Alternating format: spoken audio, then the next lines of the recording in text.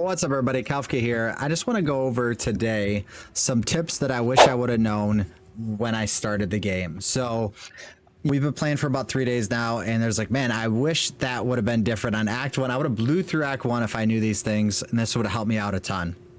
Or Act 2 or Act 3. As we progress, we learn, and I want to share that info with you guys. So first thing I want to talk about is vendors. So in vendors, there is generally some great items to be found. I think most of my really good items, like my staff that I'm using currently, this was from a vendor. It has +4 to cold skills, which I'm an all cold build, so that works out fantastic. So one thing you could do, there's a really good search engine in this game, so you can just type in skills, and now you see that this gives +2 out of skills. Or if you want to type in something else like rare, if there's a rare item on here, I believe this one had one, so you could see all the rare items. You don't want to go through here like in Diablo days when you got an inventory of loot all the time and you have to look over everything. Well, you don't have to do that. You could just type it in. You can also type in movement, because movement speed is like my second tip. Man, movement speed is so good in this game. I got 15% movement speed on my boots, and it is felt a ton difference. One stat, man, made you feel a ton difference, so that's really cool. But use the vendors and check them out, because they actually do help out a lot. The next tip I want to talk about is just around the staffs. So you could utilize 2 different items. There's 2 weapon slots. So for Sork, sometimes people want to build like an ice build and a lightning build. Well, on my current build, I only have 1 build, so it's only cold. So I have to make sure when I press my skill bar that every frost item is on 2, because if it's on 1, it's not going to do as much damage. So that will give you the correct DPS of all your abilities, like Comet. I need to make sure it's only on 2. So it'll always switch to that staff when you're using it. And actually it does the animation. I'll show you guys real quick how it works, because it actually looks really cool. So here I am. I have my staff equipped. We're just going to put this wand on, and I'll tell you why I have a wand on as well. But I only have cold abilities, so when I switch to it, it switched to staff. You've seen Comet cast, it switched to staff. So now if I want to switch to mana drain, which I don't have any mobs here, but it would switch to the wand. So the reason why I have mana drain is if I run out of mana pots, and I still need mana, I could still use mana drain now because I put it in this skill slot. And to my point is, now you could actually get a ton of different skills. It doesn't have to be your class. I'm working on getting leap. I seen a video of someone doing this, and leap can be used if I get a level, get my strength high enough. I could actually use leap, which will help me travel much faster around the map. So that's something I'm working towards, is how to get my strength up, because I think you need 52 strength for level 7 leap. And you could put that on that staff, and then or that wand or that mace, and you could actually leap around the map, which is fantastic. So different ways to use the 1 and 2 slot. Also, just a quick hit. I've hit on this before in a video, but if you really want to see your DPS, my DPS with Comet is 4,080. Well, if I take this staff off and put a different staff on, and I want to compare, oh, it's only 2,500. Yep, this staff was way better. And you could do that with any piece of gear that has a damage multiplier on it. So if it has something like this staff has increased spell damage or something like that, it would multiply on here as well, so you could tell what's going to do more damage for you. The next tip I want to talk about is the map. So the map is very useful because when you click on this map, it will show you what you've completed in each act. So it's grayed out if you have completed it, and I wanted to keep 1 for this video. I haven't done this yet, so I have to kill this queen apparently, and that's the only thing I haven't done in Act 2. I've already gotten to Act 3, but I haven't done this. They're like side quests. They're all very important. So just for an example, is right here is where you get as a bog. That's how you get your 30 spirit, so you could actually get a higher level spirit item. So I use cast on freeze.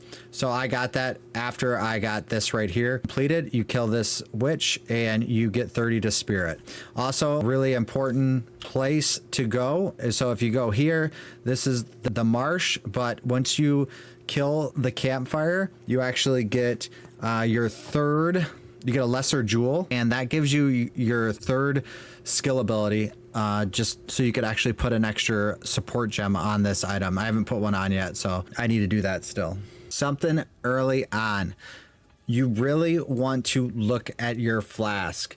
Flasks are so important in this game to stay alive and to not run out of mana. So I tried to get flask early and make sure they were great. So this flask right here is absolutely phenomenal. It gets 357 mana. It has 3 stats on it. So if you get a blue flask, or you get a flask, you could actually use the transmutation orbs and upgrade the flask. Let me give you an example. All right, so this flask already had 2 stats on it. So what I'll show you is, if it didn't have any stats on it, I could use my orb of transmutation and I could click it and it'll get 1 stat. And then I could use my augmentation orb and click that and I'll get a 2nd stat. So some of them could actually have 3 stats on them, probably even more down the road. But the flasks really help out a ton. And then you'll also want to just go back to your well. If your flasks are empty, just teleport, go back to your well. It's better than dying, because once you die in PoE too, it resets everything you've killed up into the checkpoint. So you want to try to stay alive. There's no harm in going back to town and refilling your flask. The next thing I want to talk about is charms. So charms are really good. Charms, what they do is they give you, a lot of them give you resist. So I actually have a section of charms. So the charms that I have currently are 3 of them, and the 3 that I use is based on the fight that I'm having. So if I'm having trouble with the boss, I'll switch to that lightning resist, or that cold resist, or that fire resist, and then I'll actually just take it, put it in, and then go back to that fight. It's helped me out a lot. There's some zones that also have a lot of poison, and this charm is so good. It's called Antidote Charm, and it grants immunity to poison. So I'll put that on when I have that issue, and now I am feeling a lot better about the fight or the zone, and the charms help out a ton. So the salvage bench allows you to salvage items, right? So you'll want to salvage items that have sockets in them, and once you salvage it, you'll be able to click it, it'll give you a shard. So this shard basically allows you to get more socketable materials to socket new items that you get. So these are really important, and you cannot remove a socket once something's been socket. So you got to make sure that's the right thing you want to do for that actual rune in the actual piece of gear that you're putting it in. Just a couple keybinds that I'm using. The first one is the letter Z. So not really a keybinds, but keys that you'll need to know. So Z on my keyboard turns the loot on and off. So if there's loot on the ground and you have Z on, you don't have to press Alt, which sometimes pressing Alt's a little bit annoying. So I like to just leave all the items on the ground so you can actually see what dropped very easily. Also, if you want to link an item, you just press enter for the chat you're in, and then you hit Control Shift click, and now I could link this item to the chat or to my party or to my guild. Speaking of guild, if you want to join a guild, Kafka taking individuals, we got people in it, so we're actually having a good time already. So join the guild if you like. Just leave me your character's name and I'll add you, and then we'll add you to the guild. So I want to talk about skill gems a little bit more. We talked about how we want to make sure we hit all gems so we could see everything that's there. We also, when we go to our tab, you'll notice that you can organize it a little bit easier.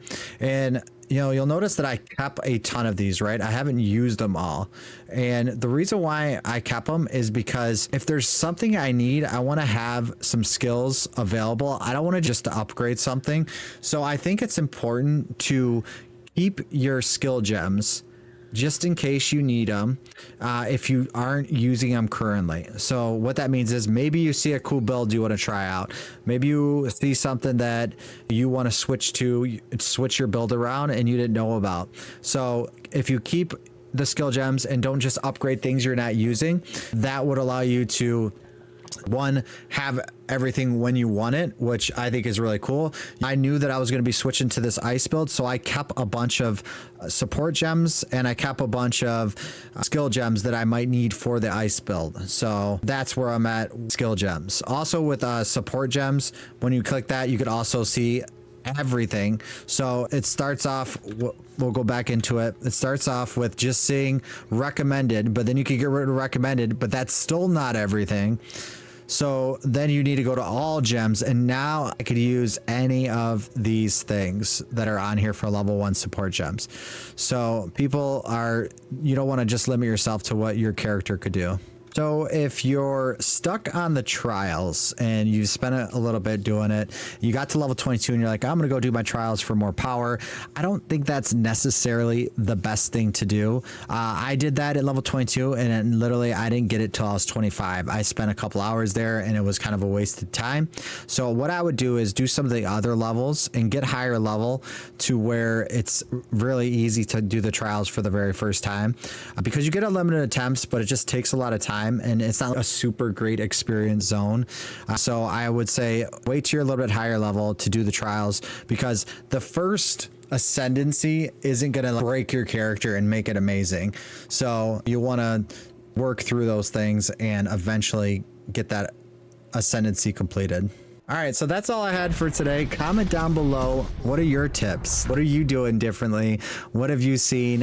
What is really cool? Share it with the community. I would love to hear it. Thank you guys for watching. I really appreciate it. Drop me a sub. We're trying to reach 5,000 subs by the end of the year. Thank you guys.